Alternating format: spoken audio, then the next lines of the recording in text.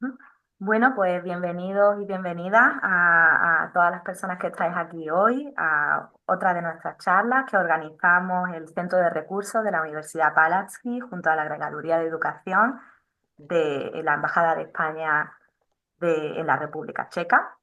Quería agradecer a Blanca, la delegada de Educación, por su apoyo a todas nuestras charlas que organizamos y por su ayuda con la organización y con la difusión. Y también quería agradecer a la profesora Diana Esteba Ramos de la Universidad de Málaga por haber aceptado nuestra invitación. Esto es un honor tenerte aquí hoy. Así que te paso la palabra. Muchísimas gracias. Y paso la palabra a Blanca, perdón, que va a presentar a Diana. Bueno, pues muchas gracias Rosalía y muchas gracias Diana por estar aquí. Bienvenidos a todos, yo te doy la bienvenida a todos una vez más, porque es verdad que hemos conseguido hacer más o menos formación, charlas, talleres a lo largo de estos meses y siempre resulta muy gratificante veros, ver a la gente que se conecta y saber también que luego la charla queda grabada y que podéis aprovecharos de ella cuando os venga bien, cuando tengáis tiempo, cuando tengáis disposición, porque ya sabemos que los horarios del profesorado pues a menudo no cuadran con los horarios que nosotros podamos poner. Así que una vez más, muchísimas gracias por estar allí. Bueno, ya sabéis que generalmente dedicamos las charlas a temas relacionados con la enseñanza de L. A veces temas más culturales, otras veces temas más vinculados a otras disciplinas como la música, pero en esta ocasión volvemos a la enseñanza de español como lengua extranjera. Y en este caso recibimos a la profesora Diana Esteba Ramos. Os la presento rápidamente. Ella es profesora titular de la Universidad de Málaga. Sus líneas de investigación incluyen el paisaje lingüístico y el paisaje lingüístico es precisamente el tema que va a abordar en la charla de hoy. Ella ha escrito varios artículos sobre el tema desde el año 2013, pero además ha participado y está participando en proyectos relacionados también con esta temática, entre ellos uno relacionado con la perspectiva de género. Así que esperamos también ver esa vertiente en tu presentación, Diana. Además, tengo que deciros que Diana tiene experiencia naturalmente como profesora de L, pero también como elaboradora, creadora de materiales didácticos, porque colabora con la editorial Anaya en manuales sobre la enseñanza de español como lengua extranjera. Así que, Diana, estamos deseosos de escucharte. El tema de hoy, como hemos dicho, será el paisaje lingüístico en la enseñanza de español como lengua extranjera. Bienvenida y muchas gracias. Muchísimas gracias. Bueno, muchísimas gracias a la profesora Rosalía Calle, muchísimas gracias a la Agregaduría de Educación de la Embajada Española en la República Checa, aquí representada por Blanca Admetla. Muchísimas gracias por la invitación. Es para mí un placer poder estar con vosotros, con vosotras esta tarde compartiendo algunas reflexiones sobre paisaje lingüístico, que ahora veremos exactamente a qué nos referimos con esto y cómo podemos darle alguna posibilidad de entrada en nuestra clase de español. Bien, vamos a ver que esto funcione. No estoy muy acostumbrada a Zoom, ayer ya lo probé con Rosalía, pero espero que no haya ningún problema. Vale, no se pasan las diapositivas, primer problema. Disculpadme, a ver, ahora sí, bien. Bueno, esta primera diapositiva era simplemente para recordarme los agradecimientos. Los agradecimientos además en forma elegí la inteligencia artificial, ahora cuando hacemos los PowerPoint nos da sugerencias, ¿no?, de dibujo. Entonces antes de poner agradecimiento yo escribí la palabra puente, porque me gusta ver los agradecimientos como un puente, como una posibilidad de encuentro, de colaboración, de acercarnos a otras realidades que siempre nos van a enriquecer. Entonces, bueno, espero que la charla de hoy pueda ir también en esa línea, además de los agradecimientos institucionales que también he hecho al inicio de la presentación. Mirad, esta imagen igual sí que os desconcierta un poquito más. Como al menos para el público español, mis estudiantes, por ejemplo, que están ahora conectados, es una hora bastante mala, a las 4:30 de la tarde, mañana no tenemos clase, es inicio casi de las vacaciones. Pues pensaba, cuando montaba esta charla, pensaba en darle una narrativa que hiciera un poco más atractiva la información que voy a dar esta tarde. Y buscando información, busqué a ver qué día se conmemoraba hoy, no encontré nada especial, pero se me ocurrió la idea, ahora que nos venden tantos con los titulares ganchos, los clickbait, ¿no? De consiga algo en 21 días, ¿no? Parece que hay ciertos hábitos que se introducen en nuestra cotidianidad a través de poder continuarlos durante 21 días. Y dije, bueno, voy a hacer algo sobre esto. Pero mi gran asombro vino cuando empecé a investigar sobre de dónde venía esta idea. Pues parece ser que hay un cirujano en Estados Unidos que se llama Maxwell Maltz, quien, bueno, haciendo sus operaciones de cirugía estética, que era en principio a lo que se dedicaba, descubrió que sus pacientes tardaban alrededor de 3 semanas en cicatrizar efectivamente las heridas. Y desde aquí esto pues, tuvo rendimiento publicitario y desde aquí surge esto del hábito que se puede interiorizar en 21 días. Bueno, mis estudiantes pensarán que me lo estoy inventando porque siempre me suceden estas casualidades en la vida, pero buscando sobre Maxwell Maltz resulta que murió el 7 de abril, día que yo terminé esta conferencia. Así que yo el lunes cuando estaba terminando esto estaba muy emocionada al ver esta casualidad. Y para mayor casualidad, el 7 de abril también es el día que se descubre el avión que no se sabía exactamente dónde estaba, del autor del Principito, que está a unos 20 kilómetros al sur de Marsella, pues fue el 7 de abril del año 2004 cuando se encontró. Y el Principito, en este texto sabemos que algunas de las frases han pasado un poco al imaginario general y una de ellas es, perdona, no suena nunca el teléfono en mi despacho, ha sonado justo ahora. Una de ellas es lo esencial es invisible a los ojos. A mí me gustaría que el paisaje lingüístico, hombre, no quisiera indicar, no quisiera mostrarlo como esencial, pero sí como algo importante o que puede tener mucha rentabilidad didáctica y a veces se queda igualmente invisible a nuestros ojos. Bueno, y siguiendo esta narrativa que quiero ofrecer esta tarde, pues quisiera proponeros 21 acciones para introducir el paisaje lingüístico en vuestra vida. Y he puesto entre paréntesis profesional, ¿no? Porque ya también os aseguro que en el momento en que abrimos los ojos al paisaje lingüístico, esto empapa toda nuestra visión del mundo, no solo la visión profesional, ¿vale? Así, pues me gustaría también seguir las indicaciones de una de las autoras pioneras en la introducción del paisaje lingüístico en los estudios de español, que es la profesora catedrática de lengua española de la Universidad de Sevilla, Lola Pons, quien en una entrevista al Campamento Norte decía, nos hace falta despertar nuestra atención sobre el entorno lingüístico en los que nos movemos, efectivamente. Quisiera animaros a que os pongáis las gafas del paisaje lingüístico, si es que no lleváis ya lentillas de paisaje lingüístico, al que a lo mejor algunos llevaréis, para acercaros y leer en esa clave el entorno. Buscando esta información sobre los hábitos que se consiguen en 21 días, ahí está la fuente, se daban unos ítems, ¿no? unos consejos. Lo que está en negrita está tomado de la página web, lo que está en letra normal, digamos, lo he introducido yo. Y decía, fija objetivos realistas. Bueno, pues os voy a proponer que vayáis poco a poco incorporando el paisaje lingüístico a vuestra vida. Dice, el compromiso es solo contigo. También os voy a proponer que no sea una obligación, que intentaré daros algunos motivos para que efectivamente lo incluyáis en vuestra clase. Equilibra el balance entre realidad y expectativa. Bueno, no creo que sea posible ni deseable organizar todas las clases en torno al paisaje lingüístico. De nuestras expectativas tienen que ser pues, realistas, asociadas bueno, a lo que puede darnos en determinados momentos de clase. Enfréntate a lo desconocido con apertura, sin juicio, sosteniendo la incomodidad de una nueva experiencia. Bueno, es posible que al principio no nos salga bien la introducción del paisaje en nuestras clases o que no encontremos el contenido adecuado para aquello que queremos trabajar. Y decía también este texto del que partía, el contexto es tu aliado Y digo yo, y tanto con el paisaje lingüístico, ¿no? Que son muestras de lenguas contextualizadas. Sigo leyendo el original, dice, repetir una conducta en el mismo entorno ayuda a fortalecerla. Para ello, elige un momento en el que te encuentres activo, disponlo todo para que practicar sea algo accesible, fácil y agradable. Y aquí os digo, bueno, os propongo eso de poneros las gafas de paisaje lingüístico en el tiempo de ocio, si es que no lo lleváis ya, pues para poder incorporarlo finalmente a la práctica de clase.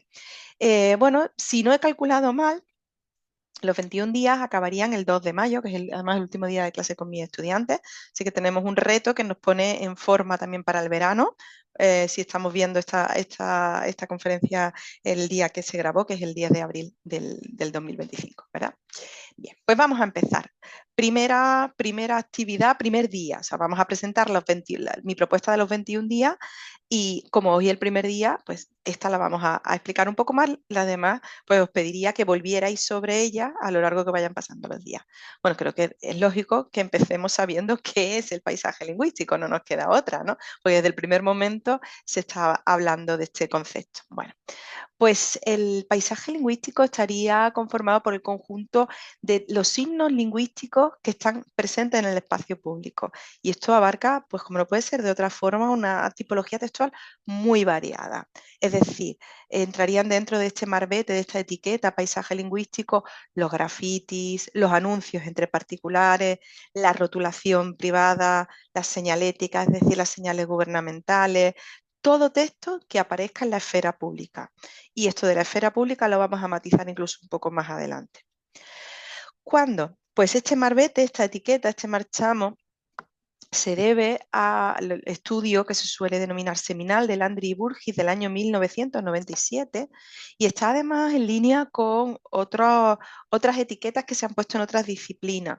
No sé si ahora mismo entre la audiencia hay alguno o alguna historiador o historiadora, porque Petrucci desde el ámbito de la historia habló de escrituras expuestas ya en el año 99. Así que si estamos viendo hay cierta coincidencia cronológica para sentar una base terminológica sobre este conjunto de textos.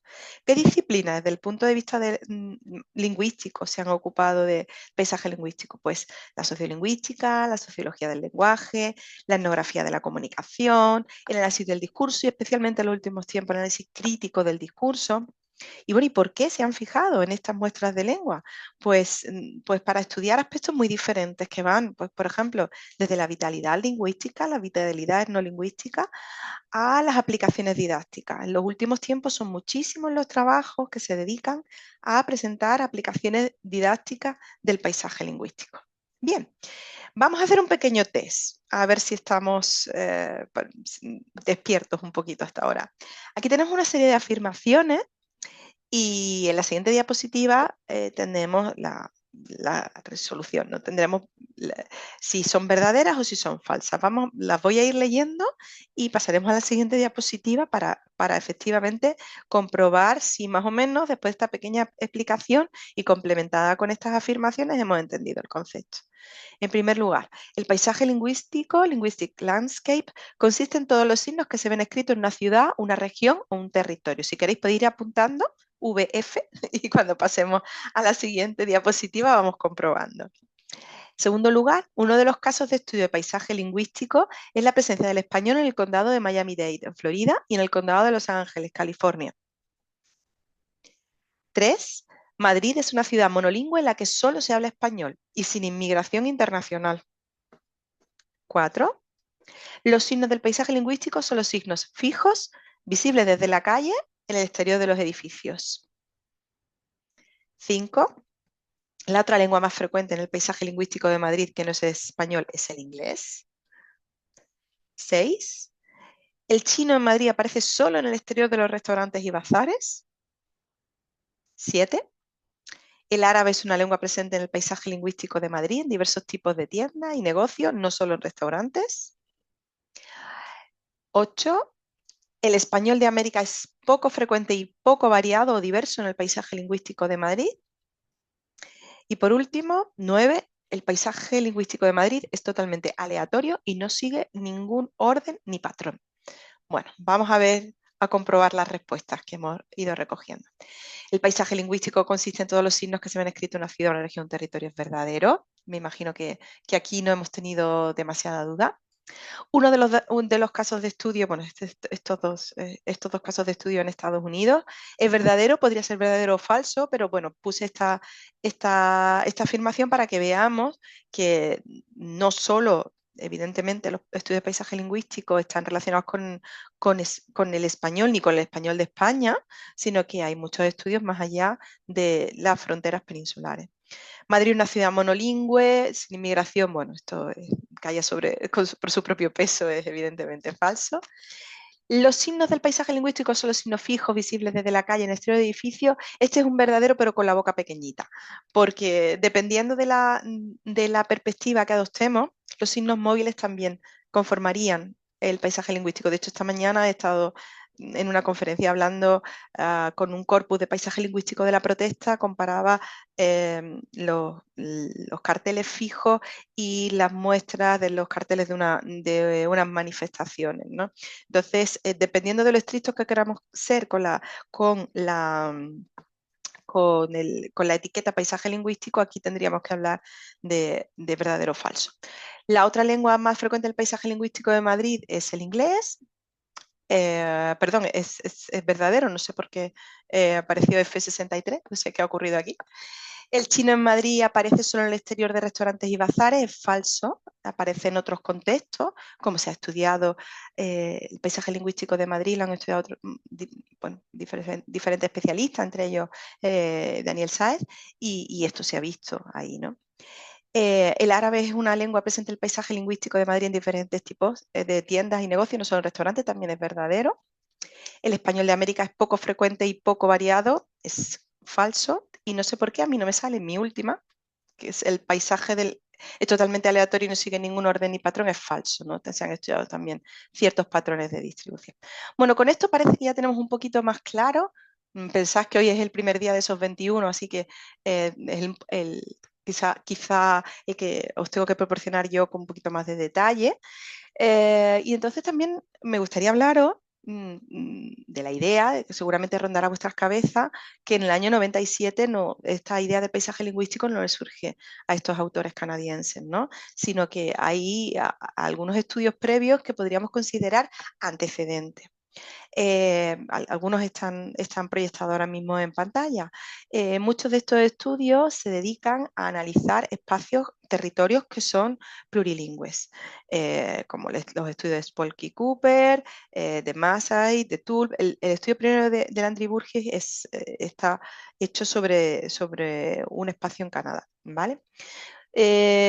También hay estudios previos al año 97 en los que se trabaja pues, con el acercamiento del paisaje lingüístico a los niños, o también se vinculan con la competencia simbólica. Un estudio de Johann Wassmann en el 2009 parte a su vez del estudio de Kranz del año 92, en el que se sientan las bases de la competencia simbólica, que, bueno, como quizás sepan, supone apreciación del significado en la forma y el propio trabajo con la ambigüedad y la producción de la complejidad. Bien. El pistoletazo de salida, como digo, lo darían los estudios de Landry Burgess, pero en este momento nos encontramos efectivamente ante una gran expansión de los estudios de paisaje lingüístico. En el año 2006, quizá un impulso definitivo está auspiciado por el monográfico que edita Gorter, el International Journal of Multilingualism, y bueno, si ponemos a ver con perspectiva lo que ocurrió un poco después, podemos ver cómo se van ampliando los datos que el propio Gorter da en el año 2018. Mira, el 18 señala Gorter que se pasa de unas 30 referencias de paisaje lingüístico en el año 2007 a unas 600 en el 2018. En el año 2024, la semana pasada, di una conferencia sobre metodologías en el estudio de paisaje lingüístico, y para ello conformé un corpus del año 2024 y leí más de 70 artículos solo en el año 2020, publicados solo en el año 2024 y solo en español y referidos al español. Así que las cifras son mucho mayores de lo que en un principio podríamos haber pensado. En España yo creo que vivimos una auténtica eclosión con diferentes proyectos. Quizá el más importante, el proyecto Planeo, liderado por la profesora Lola Pons. También hay que decir que se ha creado la Asociación Española de Paisaje Lingüístico, que se han celebrado diferentes congresos y bueno, aprovecho la ocasión para invitarles a que acudan en el año 2026, Dios mediante, al tercer Congreso Internacional de Paisaje Lingüístico que se va a celebrar en la Universidad de Málaga, después de un primero en la Universidad de Pablo Olavide de Sevilla y un segundo en Granada, lo cual creo que habla también bastante del empuje que en las universidades andaluzas se está dando a la investigación con paisaje lingüístico. Bien, otro hito importante es la creación de la revista John Benjamin Linguistic Landscape. Bueno, al menos nosotros en mi universidad tenemos acceso, digo por mis estudiantes, que está en abierto a través del perfil de nuestra universidad. Y bueno, vamos a ver si lo hemos entendido, vamos a revisar algunas fotografías ya con toda esta información teórica que, bueno, aseguro que es lo más teórico que vamos a hacer en toda la tarde, pero que también es necesario. Vamos a ver si hemos entendido o no hemos entendido. A ver, esta primera muestra, ¿sería paisaje lingüístico? ¿Qué pensamos? Veo algunas caras, sí, y las caras que veo me dicen que sí, las que me acompañan también, efectivamente. ¿Esto sería paisaje lingüístico? Sí, efectivamente, yo le pondría una coma para el vocativo, ¿verdad? Pero es paisaje lingüístico. Esto, busco empleo, ¿sería paisaje lingüístico? También. Esta también. Esta también.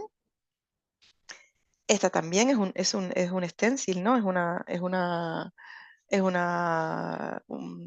Un molde. Esto también, además, un artista urbano malagueño.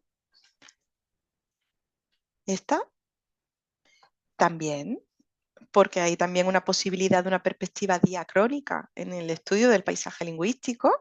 Además, hay varios artículos que se han dedicado a esto en los últimos tiempos. ¿Y esta? Este hombre está buscando pareja sin pasar por Juan y medio ni nada así.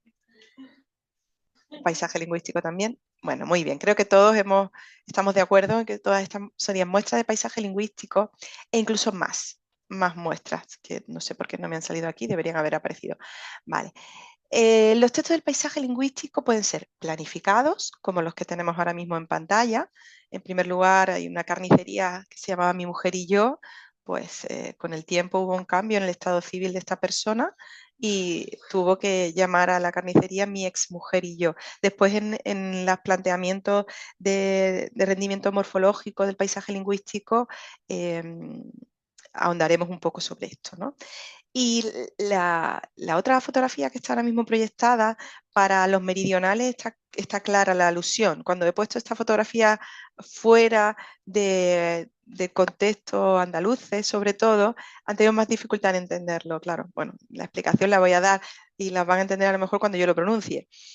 Yo pronunciaría ahí menos Donald, que sería el contrario de McDonald's en mi pronunciación, ¿vale? Entonces aquí efectivamente hay un juego de palabras que hace que el texto está planificado. En el paisaje lingüístico también hay textos que corresponden con una escritura espontánea, ¿no? Aquí se está debatiendo si se prefieren Canis o Cayetano, dos, digamos, grupos urbanos, y esta discusión se estaba teniendo en los baños de la Facultad de Derecho de la Universidad de Málaga, están ahí discutiendo sobre esto. Bueno, pues es todo esto y puede ser más, porque se puede tener una visión ampliada del paisaje lingüístico, como decía antes en el test. Se puede considerar los signos móviles y se están haciendo en los últimos tiempos bastantes investigaciones en torno a las manifestaciones. Se pueden considerar también los registros sonoros de determinados lugares. Se puede considerar también el paisaje lingüístico del interior de establecimientos públicos, como pueden ser los colegios, como puede ser otro tipo de institución. Y aquí tenemos una muestra más del propio colegio donde yo estudié Este tipo de paisaje lingüístico además recibe un nombre concreto que sería el School Landscape, suelen denominar a este tipo de paisaje lingüístico. Y también está el paisaje lingüístico móvil, pues el que va hoy en día en nuestras camisetas, en nuestras bolsas, incluso en los tatuajes, porque bueno, está claro que asistimos a un fetiche ante la letra, ¿no? Hay un gusto por pasear eslóganes en diferentes artefactos que nos acompañan en el día a día. Bueno, ya hemos cumplido primer día, y ahora vamos a ir pasando por los demás días, el resto, nuestros 20 días restantes. Voy a ir mostrando un poquito cuál podría ser la tarea que tendríamos pendiente para esos días. Bueno, vamos a pensar en nuestra experiencia previa con el paisaje lingüístico. No sé si alguna vez habéis reflexionado sobre cuál fue vuestro primer recuerdo de paisaje lingüístico. Yo sí, y recuerdo cómo en mi calle estaba escrito OTAN no bases fuera, pues cuando yo empecé a leer, ¿no? Y quizá lo recuerdo pues porque era un eslogan que también se escuchaba en televisión, cuando se reproducían las imágenes de las manifestaciones que en esos momentos hubo. Y como tampoco lo entendía, no entendía lo que quería decir, pues pregunté. Bueno, en un primer momento no, después ya sí, seguí sin entenderlo, entonces eso se quedó bastante anclado en mi pensamiento. No sé vosotros si recordáis, vosotras recordáis. Eh, Sé que es una pregunta ahora un poco complicada, ¿no? De repente, pero ¿tenéis alguna idea sobre las primeras muestras de lengua del espacio público de vuestra vida?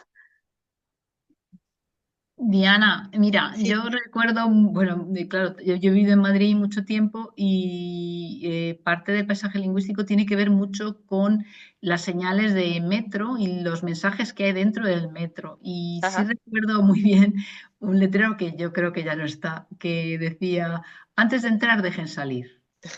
Y luego decía, tengan cuidado de no introducir el pie entre coche y Sí, andén. Anden. No sé si Sí. eran dos Sí. dígitos, pero desde luego era se abría la puerta del metro y antes de entrar dejes salir. Un letrero muy útil porque realmente se quitó y hasta recientemente que se ha vuelto a hacer una campaña muy potente para que la gente sepa cómo manejarse dentro del metro, pues hemos pasado años sin que la gente tuviera en cuenta esto. Este letrero. Efectivamente, eso, Es eso. Muy difícil. bien, muchísimas Es gracias, difícil. Blanca.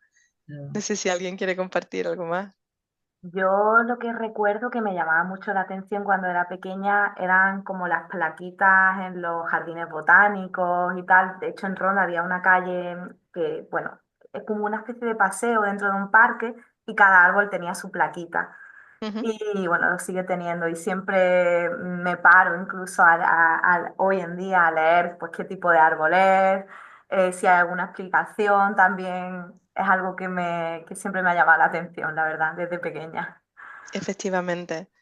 Bueno, muchísimas gracias, Rosalía. No sé si alguien más quiere compartir y si no, pues continuamos. ¿No? La, la idea, lo que yo quería llevaros a pensar, además tened en cuenta que estaríamos ya en el segundo día, así que tenéis el día de mañana para, para pensar en esto.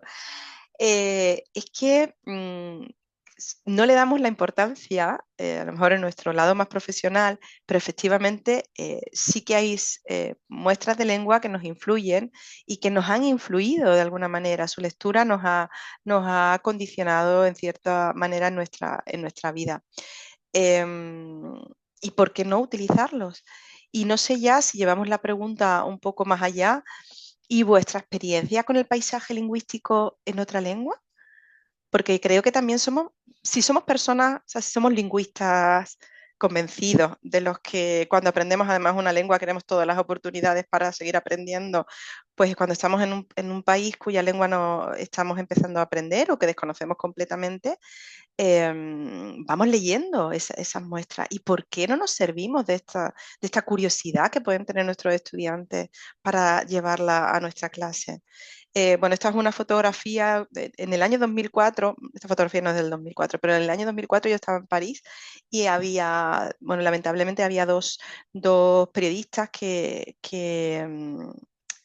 que fueron rehenes en Irak y gracias a unos carteles que había en el metro, además cada día se renovaban con los días que llevaban presos, aprendí yo cómo se decía tener un rehén en francés, ¿no? O sea, de hecho, si me estáis viendo, estoy dudando todo el tiempo porque me sale en francés, no solo hablar de esto en español, ¿no?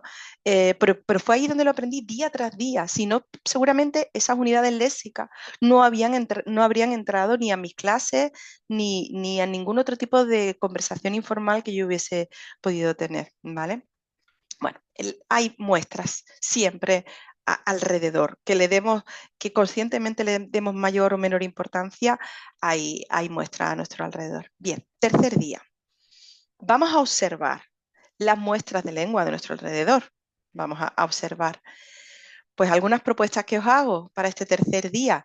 Leer la señalética oficial, las señales oficiales que hay a nuestro alrededor, estemos en un país hispanohablante o no. Leer e intentar interpretar los grafitis, observar la cartelería de los negocios, acercarnos un poco como un flaner sin destino fijo a leer, a interpretar nuestro entorno. Teniendo en cuenta además que la mirada se entrena, porque entiendo que no todo el mundo a lo mejor tiene esta afición por ir leyendo el mundo.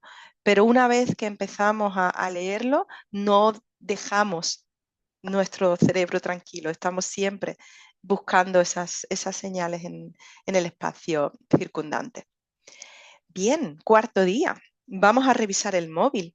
¿Teníamos ya alguna fotografía? ¿Hemos tomado alguna vez una fotografía de algún cartel, de algún graffiti que nos ha llamado la atención? Pues seguramente sí. Bueno, esto es una captura de pantalla de mi carpeta paisaje lingüístico del móvil. Os animo a que en este cuarto día abráis una carpeta en el móvil que se llame paisaje lingüístico, porque si no vamos a tener las fotos completamente desordenadas, ¿no? Así que este cuarto día, mi pequeña sugerencia es vamos a abrir una carpeta que sea paisaje lingüístico. Hemos pasado ya al quinto día y aquí es donde os propongo que empecéis a tomar fotografía, de la realidad circundante. Bueno, esta fotografía la tomé cuando íbamos a dar una charla en el primer Congreso Internacional de Paisaje Lingüístico que se celebró en la Pablo de Olavide, en Sevilla. Y bueno, siempre con el móvil a mano tenemos la facilidad de ir tomando esta fotografía. Sexto día. Sigue algunas cuentas que recopilen paisaje lingüístico. Efectivamente, hay muchas redes sociales que están dedicadas, a muchas cuentas, perdón, en redes sociales que están dedicadas en exclusividad al paisaje lingüístico. Entonces, os animo, aquí he hecho capturas de algunas de ellas y fijaos, algunas tienen nombres tan transparentes como paisajes lingüísticos. Es decir, que si en Instagram buscamos paisaje lingüístico, nos van a salir no solo por la etiqueta, sino incluso por el propio nombre de la cuenta, diferentes cuentas de lugares del mundo dedicadas al paisaje lingüístico, incluso en inglés también. O sea, si buscamos en Linguistic Landscape, vamos a encontrar muchísimas. Así que bueno, esa sería la recomendación de este día. Y hablando de la recopilación de muestras de paisaje lingüístico y su aparición en Internet, creo que hay que hablar de que hay un blog que es pionero, porque ya en el año 2013 se creó el blog Aprende Español Callejeando por Madrid. Que lo podéis consultar en Internet. Y ya en el año 2013 estaba haciendo dialogar a estas muestras de paisaje lingüístico con la enseñanza del español lengua extranjera. Así que hay iniciativas que tienen ya un largo recorrido. Bueno, os propongo, hacemos una búsqueda, cogemos el móvil, a ver si tenéis algún perfil en alguna red, a ver si os surgen cosas con paisaje lingüístico. A ver, y si alguien quiere compartir, si le ha salido algo muy extraño o algo llamativo. Hasta donde yo sé, cuentas de paisaje lingüístico en la República Checa no conozco. Ya me diréis, o si os animáis vosotras, es el momento. ¿Alguien encuentra algo? ¿Algo que le llame la atención?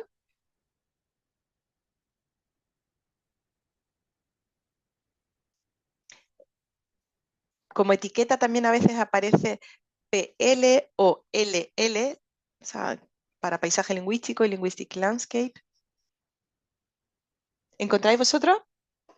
A mí me salen cuentas de paisajes lingüísticos de diferentes países, por ejemplo, de Chile, también de universidades incluso, de Efectivamente, congresos. de los congresos. O sea que sin salir de casa, ya tenemos ni siquiera a golpe de clic, sino con nuestro pulgar, en nuestro teléfono móvil, tenemos un montón de muestras de lengua que podríamos llevar a nuestra clase.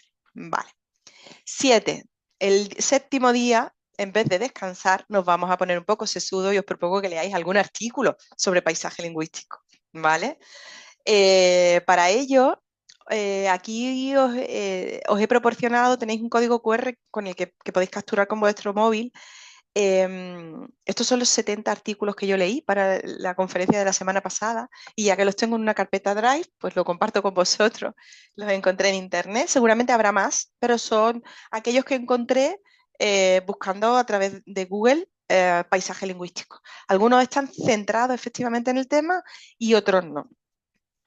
Otros a lo mejor utilizan la etiqueta y se dedican realmente a otra cosa y en un momento dado citan al paisaje lingüístico. De este conjunto he de decir que el 20% se dedican a aplicaciones didácticas del paisaje lingüístico. Fijaos los datos, solo en un año, la cantidad de artículos y la cantidad de artículos dedicados a aplicaciones didácticas.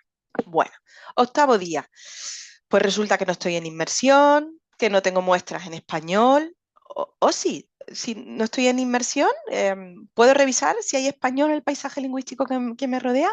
Efectivamente, en principio vamos a encontrar muestras de español en diferentes lugares del mundo. Y pues para ello me gustaría citar aquí una investigación. La profesora Raquel Navas, que recibió un premio por su tesis sobre paisaje lingüístico en Inglaterra, ha analizado pues, cómo el español aparece en diferentes muestras fuera de las fronteras hispanohablantes, ¿no? Entonces, os animo para reflexionar en esta línea, aparte de abrir vuestros ojos si no estáis en inmersión en España o en un país hispanohablante, pues os animo a leer artículos como este que aquí se presenta. Y si no estamos en inmersión, también podemos experimentar con Google. Con Google Street View, no sé si habíais pensado en esta posibilidad. Si Google Street View no me engaña y si yo no he copiado mal la dirección que está en la firma del correo de Rosalía, más o menos esto debería sonaros, ¿no? Esto debería ser, ¿no? Sí, ¿Sí? sí, sí. Y bueno, se ha visto un poco mal, pero me he acercado a esos cartelitos, el zoom, la fotografía ha quedado un poco borrosa, pero recupero muestras de paisaje lingüístico, igual que lo he hecho aquí con la República Checa, lo puedo hacer en cualquier país hispanohablante. Aunque esté en inmersión, puedo con Google Street View acceder a otras muestras en otros países hispanohablantes o establecerlo como práctica de juego en el aula. Bien. Puedo trabajar con Google Street View, pero también puedo experimentar con algunas otras herramientas de geolocalización. Bueno, hay ya diferentes proyectos que trabajan en esta línea. Por un lado, pues podéis buscar en Internet Landscape, donde hay muestras geolocalizadas. Hay otras más, solo os he traído un par. Y el propio proyecto Planeo, del que os hablaba antes, dirigido por la profesora Lola Pons, tiene una página web propia donde tienen disponible el corpus geolocalizado y además etiquetado. Así que, bueno, esta sería la imagen de la cantidad de ítems que han recogido y los puntos que se pueden ir acercando para ver la localización exacta. Bueno, también podemos sacar de aquí. Bueno, ya hemos pasado la frontera de los 10 días y en el día número 11 os propongo que observéis el paisaje lingüístico de vuestro entorno académico. Efectivamente, parece que no va a ser complicado encontrar muestras de lengua en los muros de nuestras clases, en los pasillos de nuestro centro educativo. Y bueno, os animo a que hagáis preguntas como ¿qué tipo de muestras de lengua hay? ¿En qué idioma están? ¿Quién las ha creado? ¿En qué lugares concretos están? ¿Qué impacto tienen sobre la comunidad educativa? Incluso desde estas preguntas, quizá en el futuro pensemos en crear paisaje lingüístico para el centro o crear conjuntamente con el alumnado paisaje lingüístico, hacer algún proyecto que suponga esa creación de muestras de lengua. Nos estamos acercando al día número 12, así que este día os propongo que profundicéis en casos previos de aplicación de paisaje lingüístico en el aula. Hay muchísimas investigaciones, muchísimas están disponibles en Internet. Ya de manera muy temprana, en el 2008, Zenoff y Gorter hablaban de la contribución del paisaje lingüístico a la adquisición de una segunda lengua. Y es también interesante el trabajo de Malinowski del año 2010, en el que relata una experiencia de enseñanza de coreano en Estados Unidos y de inglés en Corea a través de una herramienta tecnológica, ¿no? De una web que sirve para compartir signos en estas dos lenguas bueno, alumnado que se vio involucrado en este proyecto. En español, como digo, hay muchísimo más. Pues algunos artículos que yo misma he publicado y luego hay monográficos.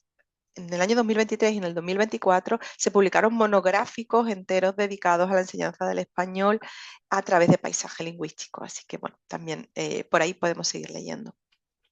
Y como os decía antes, el gran aporte que supone el año 2024, que ya tenéis también el conjunto a través del código QR. Día número 13.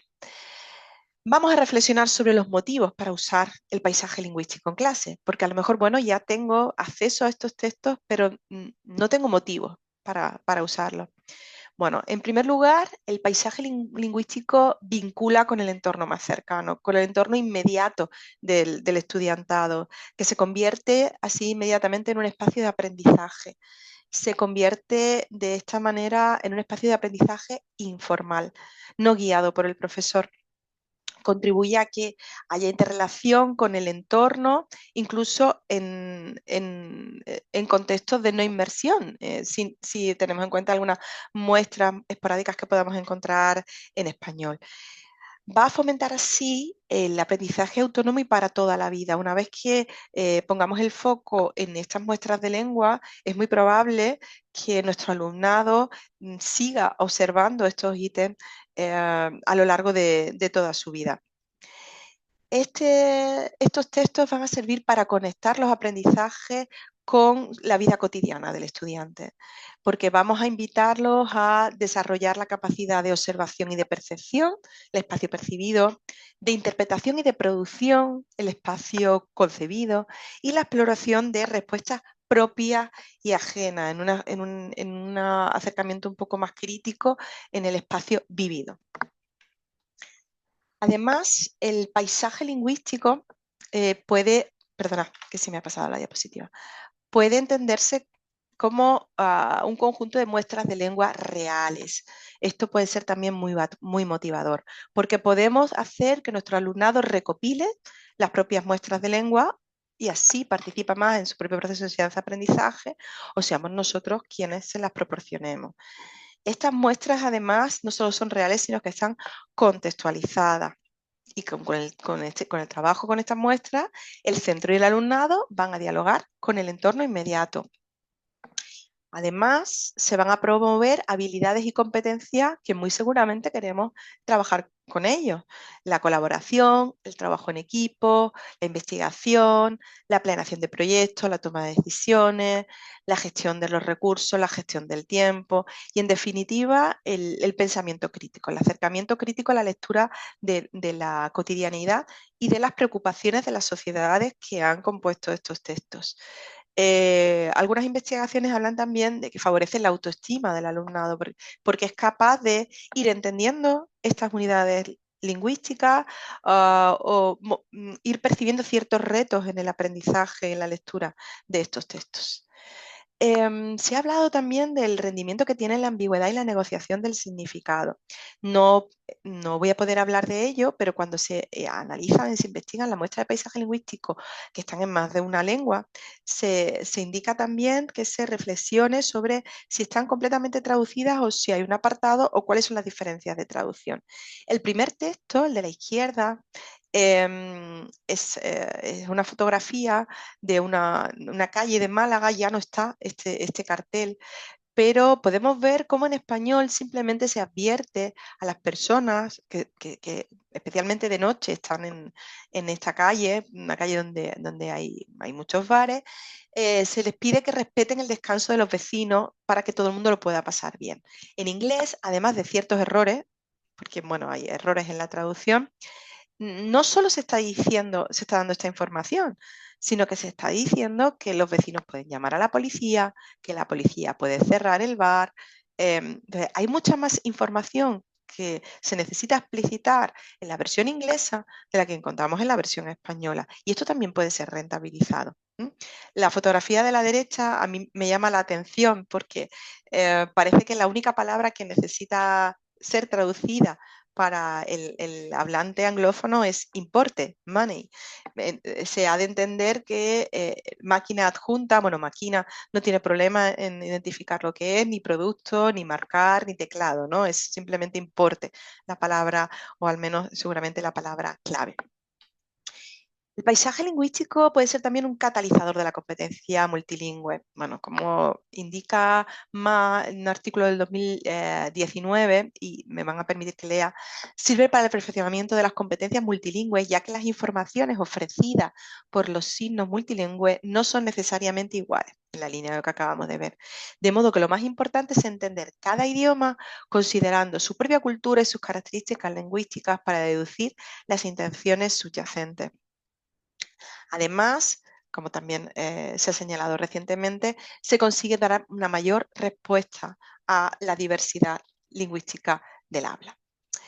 El paisaje lingüístico supone también una toma de conciencia de esa realidad multilingüe y nos ayuda a sensibilizar hacia la superdiversidad lingüística del mundo actual, ejercitando lo que algunos autores han denominado concienciación lingüística, y que puede ayudarnos a trabajar también otros aspectos como la interculturalidad.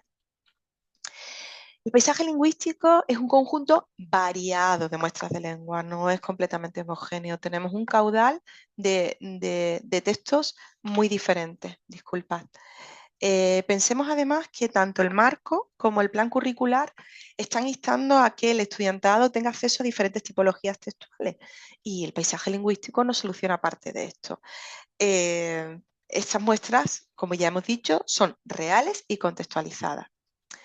El paisaje lingüístico o tener un corpus de este tipo de unidades nos ayuda a tener un conjunto de muestras de lenguas que es muy versátil, porque podemos utilizarlas en diferentes niveles y porque podemos utilizarlas al mismo tiempo para trabajar diferentes objetivos. También se ha hablado del paisaje lingüístico y la gestión de la identidad, de la presentación de cada uno de manera individual, y esto pues especialmente en las investigaciones más o menos recientes sobre manifestaciones, sobre expresión de diferentes movimientos sociales como los feminismos, pues se ha puesto de manifiesto. Y para terminar, el paisaje lingüístico puede servir para preparar al estudiantado para el mundo real. No estoy proponiendo que les pongamos a escribir graffiti, pero a lo mejor sí pueden estar encargados de escribir otra muestra de lengua del espacio público, un cartel para tratar con alguna otra persona, o alguna muestra institucional llegado el caso. Bien. En el caso de la Universidad Española, el libro blanco de las titulaciones de grado vinculadas con lengua, literatura, cultura y civilización nos habla de apreciación de la diversidad y la multiculturalidad, de habilidad para trabajar en un contexto internacional, de conocimiento de cultura y costumbres de otros países. El paisaje lingüístico nos podría ayudar también con estos objetivos. Bien, hemos llegado al día 14. Y quizás aquí, más o menos convencido o convencida, me tengo que preguntar si la normativa me ayuda o me anima a usar el paisaje lingüístico. Y efectivamente, como hemos dicho, sí, esto es una captura de pantalla del plan curricular del Instituto Cervantes. En el nivel A1 se dice, entre los textos que se proponen, carteles, cartas de restaurantes, menús, folletos publicitarios que podrían considerarse muestras de paisaje lingüístico. Y pensemos que en los exámenes DELE, en las pruebas iniciales, incluso en la 1 o 2, suele haber ejercicios diseñados a partir de signos que se observan en la vida diaria. Suele haber muchas veces pequeños anuncios que al fin y al cabo sería paisaje lingüístico. Bien, hemos llegado al día 15, casi estamos terminando nuestro reto. Y os propongo aquí que imaginemos la aplicación del paisaje lingüístico con el nivel fonético y ortográfico. Aquí ofrezco algunas fotografías. El 2 de mayo está en Madrid. Aquí tenemos un juego que se está haciendo con el 2 de mayo y con una pronunciación que está, bueno, relativamente extendida en la zona central española, que sería cercana, yo no lo he movido, esta vez no lo he movido yo, que sería cercana a la que se reproduce aquí introduciendo esta palabra en inglés. Entonces sería pues una posibilidad pues, para introducirnos en diferencias dialectales en pronunciación, y aquí sí hay quien compuso esta muestra de paisaje lingüístico sí tiene una intención clara de hacer esto, pero en otras ocasiones hay errores, como vamos a ver. Tenemos una muestra en la que se lee anuncios no, es una muestra seseante, que además ha sido corregida, es paisaje lingüístico contestado. Esta etiqueta es interesante y muy interesante para la clase. Muchas veces las muestras se ven modificadas, corregidas, contestadas, y esto es muy rentable también desde el punto de vista didáctico. Entonces, anuncios no ha sido corregido como anuncios no. Bueno, se ve un poco mal, pero la última lo que tiene escrito es siempre, que sería la forma ceceante de pronunciar siempre, ¿no? Algunas otras muestras, pues parece que no son intencionadas. Había un pequeño resalto en esta calle y se ha escrito ojo con H. No sé si es la misma mano, esto habría que buscar ayuda a un paleógrafo quizá, pero me parece que es un poco más, está un poco más separada la H del resto de la palabra, habría que verlo. Otras muestras contienen errores no intencionados, claramente. Encender y apagar, falta la R, ¿no? La luz, gracias, la dirección. Curioso también, aquí se podrían observar los usos de las comillas. ¿Por qué tienen comillas? Es frecuente en los carteles entre particulares, en los carteles de los establecimientos, que para resaltar las palabras se usen las comillas, pero ese no es un uso normativo de la comilla. ¿Qué se está diciendo? Que haga algo parecido a encender y apagar, pero que no sea encender y apagar. ¿Qué es lo que se está pretendiendo con esta marcación? ¿Vale? Aquí también tenemos cerrado por enfermedad, falta la D final, o tenemos escrito en un timbre, pues una reproducción onomatopéyica de lo que podría ser el sonido, ¿no? Din don.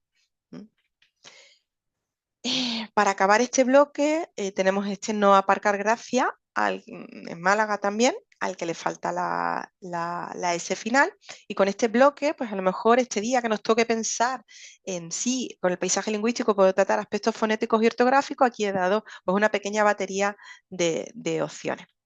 Bueno, esta última, sí se me ha olvidado que la incluí al final, está relacionada, bueno, con la coronación de una virgen en Málaga capital, y que salieron, bueno, muchísimos grafitis en el centro y en el entorno de la iglesia bueno, en la que está la Virgen de la Pastora, y muchas se servían de una reproducción fonética, lo que podría ser el andaluz, ¿no? Pastora, qué bonita eres, con la H al final, como si fuese una aspiración. Bueno, algunas otras cosas habría que corregir aquí, ¿verdad? Ese vocativo. Y esto me lleva a una última diapositiva sobre el vocativo, que trabajo con mis alumnos de primero, haciéndoles prometer que nunca me van a poner en el examen que la coma vocativo se llama de otra manera, ¿no? Esta frase se puede entender de dos formas. Seguramente quien la escribió quería instar a otra persona que hiciera algo, ¿verdad? Pero tal y como está escrita sin la coma, lo que quiere decir es que esa persona paga bien, ¿no? Es una oración enunciativa, pero seguramente lo que se busca es que fuera este primer elemento un vocativo y el resto fuera una frase imperativa. Pero al no tener la coma tenemos ese problema, ¿vale? Entonces, esta sería una pequeña muestra de posibilidades con con la ortografía y la fonética. ¿Hay posibilidades también con el nivel morfosintáctico? Pues efectivamente las hay. Este que vimos ya previamente, mi mujer y mi ex mujer y yo, pues la persona a la que recurrió para que le hiciera el toldo estaba al tanto de la norma académica que indica que los prefijos se unen a sus bases léxicas sin un espacio intermedio ni un guión, y lo hizo muy bien. Así que, pues, este tipo de información la podemos trabajar con muestra de paisaje lingüístico. Así, a la derecha, tontísima, bueno, pues podemos ver también cómo el superlativo aparece, aunque no la tilde. El paisaje lingüístico también nos puede ayudar a ver que en español es frecuente que se utilicen adjetivos con valor adverbial e incluso con diminutivos, ¿no? Si salen a fumar, hablen bajito.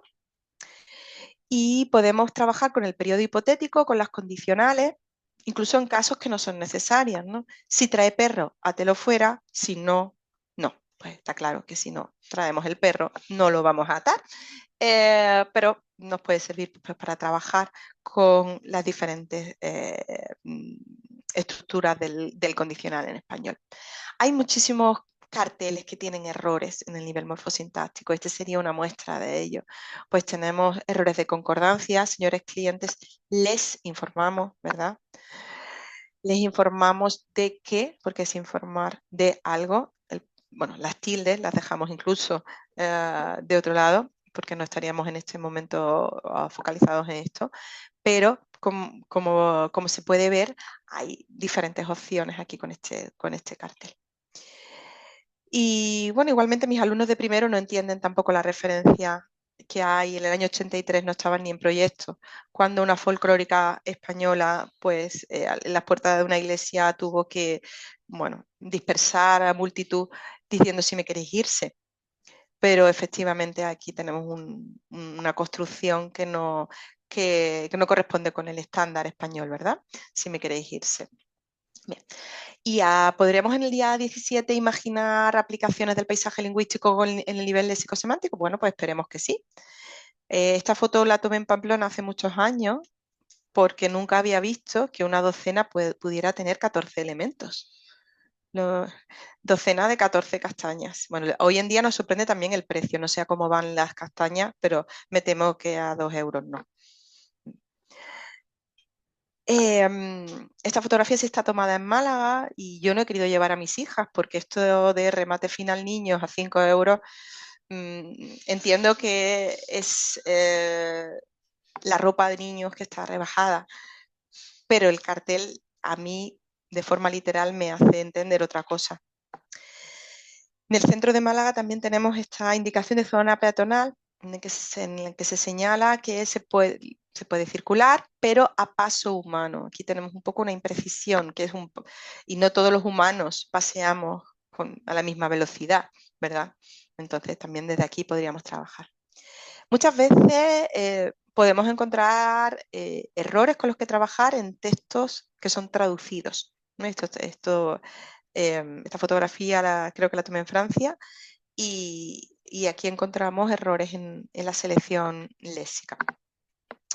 Este también es Málaga. Brevemente en Torremolinos, no, lo que querían decir es que próximamente estará el establecimiento en Torremolinos, no durante unas horas, sino que próximamente. El paisaje lingüístico nos da también pistas sobre algunos neologismos. Para un artículo que publiqué el año pasado aprendí lo que era el trimonio, que no sabía lo que era. Es un matrimonio de 3. Además, según mis investigaciones, esa palabra, al menos en redes y bueno, en internet, tiene un largo recorrido. O sea, al menos desde el año 2013 se documenta. Pero el paisaje lingüístico también. Y así lo demuestran las paredes malagueñas. Con los neologismos se puede hacer un gran trabajo en el paisaje lingüístico. Os propongo aquí una pequeña secuencia por si os puede inspirar. Imaginad que en un primer momento vamos a leer información sobre la gordofobia. Además, bueno, es algo que se está estudiando y tiene bastante repercusión en los últimos tiempos. Bueno, una compañera de mi propio departamento, Susana Guerrero, ha investigado el léxico sobre la gordofobia. Se podría partir de aquí. Un segundo paso sería debatir en clase sobre el tema. Un tercer paso, reflexionar sobre la creación de la palabra, si conocemos otras palabras que tengan este mismo procedimiento de formación, estos mismos formantes. Podríamos hacer incluso una nube de palabras. Y finalmente, preguntarnos, ¿y cómo se denominará la persona que manifiesta gordofobia? Los hablantes nativos que ahora estén escuchando, ¿cómo diríais? ¿Es una persona gordo? ¿Gordo qué? ¿Gordófoba? ¿Gordofóbica? ¿Qué es lo que ocurre? Vale, pues parece que hay respuesta en la calle. En la calle encontramos tanto antigordófobos como antigordofóbicos. Y es que esta es una alternancia que es propia de los neologismos, cuando todavía no están asentados. Así que fijaos cómo también el paisaje lingüístico nos puede servir como primer elemento para reflexionar sobre la formación de palabras y sobre la inestabilidad morfológica que tienen las palabras. Bien, estamos casi terminando, estamos en el día 18. Imaginamos la aplicación del paisaje lingüístico a la pragmática. Pues con la pragmática tenemos muchísimo que hacer. Dados estas dos muestras, la vida es una sola, la vida es una ola. De aquí no sale vivo nadie. ¿Quién diríais que ha escrito cada una de ellas? Uy, pero ¿por qué se pasa solo? Aquí. No deberíais en principio reconocer a nadie más allá quizá de Romain Puertolas, que es un escritor francés que vive en Málaga. Y además yo diría que su primera novela ha sido traducida al checo. Diría, no sé. Es muy divertida, la recomiendo si no la habéis leído. ¿Quién ha escrito De aquí no sale vivo nadie?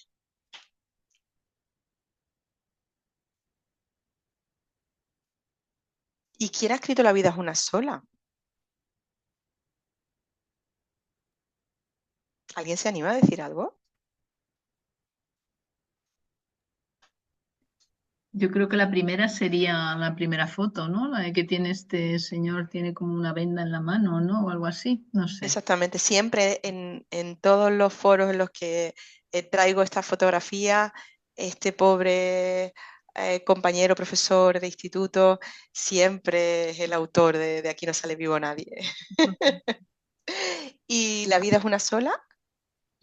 Yo diría la mujer que se encuentra justo debajo del que ha dicho Blanca, porque, Ujú. bueno, porque también es como la ola, ¿no? La vida es una sola, ella está como allí en el mar, en un barquito, está tomándose algo, ¿no? Muy bien. Disfrutando la vida. Suele ser también la que se suele denominar, ¿no? No lo sabemos realmente quiénes fueron los autores, es lo más habitual, pero nos puede servir para reflexionar sobre las intenciones comunicativas de los textos, los destinatarios, los emisores y hacer hipótesis que tan rentables pueden ser en nuestra clase. No sabemos quiénes fueron. Yo diría que ninguno de ellos, porque, bueno, ninguno me ha dicho que lo haya hecho, excepto el escritor con quien no he hablado de este tema. También se puede hablar de hipótesis en muestras de paisaje lingüístico contestado. Em, en Málaga hay paredes donde se pone fumándose liga, donde se ve escrito fumándose liga y está contestado. ¿Cómo lo negaríais? ¿Cómo diríais? ¿Aparece contestado? O sea, aparece no y dice realmente cómo se liga. Ahora vamos a ver lo que dijeron. ¿Cómo diríais? ¿Qué hipótesis? O el segundo caso, que también está en Málaga. ¿Quiere a tu mamá? Aparece contestado diciendo no, no la quiera, y luego dice justifica la negación con un condicionante. ¿Qué diríais? ¿Cómo se liga realmente? Fumando no se liga. ¿Cómo se liga? ¿Y por qué no has de querer a tu madre? Bueno, voy a pasarlo. Estas son las respuestas que dieron. No quieras a tu mamá si es tóxica, ¿no? Si no, sí. Fumando se liga, no se liga siendo fan de Silvio Rodríguez, referente musical que seguramente no compartimos, mis estudiantes y yo al menos, ¿no? Yo sí, pero ellos seguramente no. Bien. También se puede reflexionar sobre los agentes que lo escriben, cómo intervienen sobre él. Bueno, del paisaje lingüístico interseccionado con el feminismo, pues hay muchísimas muestras contestadas, muchísimas. Mujer, te quiero libre, contestado, bueno, ya soy libre. Estamos en el día 19, ya casi alcanzando el fin de esta dieta del paisaje lingüístico, y vamos a reflexionar sobre si podemos aplicar este trabajo a aspectos culturales o aspectos sociales. Pues sí, podemos hablar de prejuicios lingüísticos asociados, pues, por ejemplo, al andaluz. Se está viendo, en Sevilla hay muchas más muestras, pero en Málaga están empezando a aparecer muestras de paisaje lingüístico con estas grafías que intentan reproducir bueno, ciertas pronunciaciones de las formas vernaculares andaluzas, ¿no? Bueno, esto nos podría servir en primer lugar, para trabajar con los prejuicios lingüísticos, con los feminismos también, desde el punto de vista del feminismo en sí y los textos contestados. En Málaga vemos feminismos para no morir, alguien le ha contestado con un insulto y a su vez hay una segunda persona que ha contestado con otro insulto. Y luego es interesante también constatar la extensión del lenguaje inclusivo en el paisaje lingüístico, porque seguramente no tiene las mismas dimensiones que los textos de los que los rodeamos frecuentemente, especialmente en educación, ¿no? Pues aquí tenemos algunas muestras de diferentes procedimientos de lenguaje inclusivo y cómo además, bueno, cuando ya se tiene un corpus diacrónico, yo tengo textos sobre esto desde el año 2016, pues se puede ver una evolución, ¿no?, de extensión de cierta forma frente a otra. Bien, esta es una muestra actual. Ya en lo que podía ser impensable hace 5 o 7 años, hay muestras creadas por ciudadanos dirigidas a otros ciudadanos, o sea, que no son muestras institucionales, en las que se usan formas de lenguaje inclusivo. Entonces, esto es un cambio al que estamos asistiendo y que el paisaje lingüístico nos puede iluminar en este sentido. También, pues, que se está muy extendido el uso de la palabra persona. Persona responsable, bueno, vamos a obviar el seseo gráfico que hay aquí, se ofrece, pero con este cartel no podemos deducir si es un hombre o una mujer. Y esto cada vez está más extendido en las muestras de paisaje lingüístico malagueño, que es el que he estudiado. Y bueno, y las pancartas de las manifestaciones son también muy interesantes, ¿no? Esta en la que se propone estoy harta, este juego entre el inglés y el español que solo funciona cuando se entienden los dos discursos. Se pueden tratar otros temas sociales, como el tema del ruido, o esta misma mañana, como decía, tuve una conferencia sobre el tema del turismo y el tema de la vivienda. En Málaga ha generado, pues, diferentes tipos de graffiti en defensa de lo local, de esa identificación con aspectos de la cultura local. Y en las manifestaciones hemos asistido también a carteles de todo tipo, especialmente, bueno, pidiendo modificaciones y en contra de esto. Vale. Ya estamos terminando casi. Vamos a planificar cómo llevar por primera vez el paisaje lingüístico a la clase. Pues yo creo que hay que formularse algunas preguntas.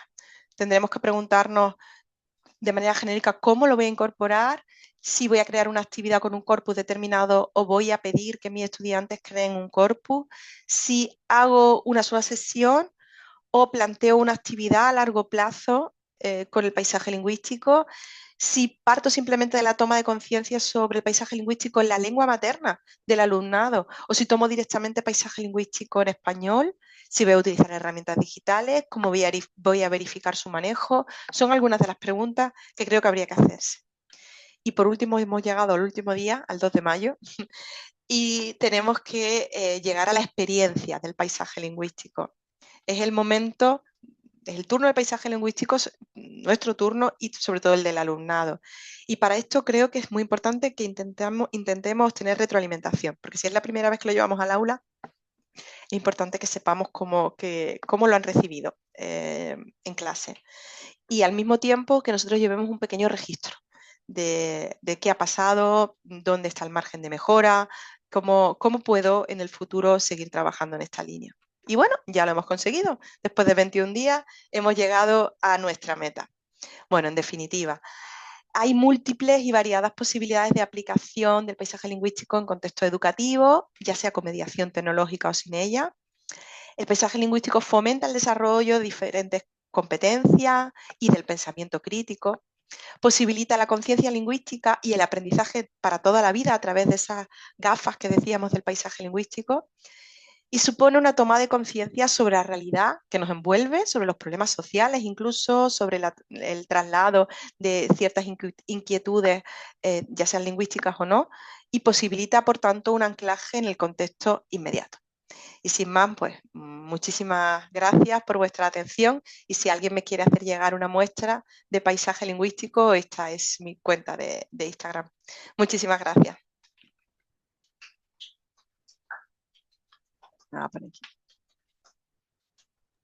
Bueno, Diana, muchísimas gracias por esta presentación. La verdad es que nunca había pensado que el paisaje lingüístico pudiera rentar tanto, ¿no? Utilizado, ¿no?